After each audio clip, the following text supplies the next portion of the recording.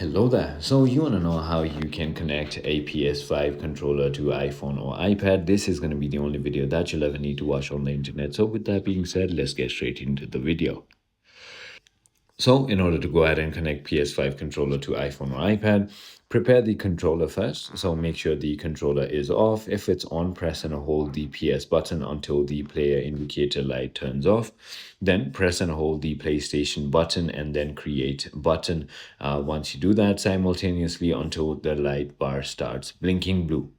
On your iPhone or iPad, simply go to the settings and then into your Bluetooth and make sure that Bluetooth is toggled on.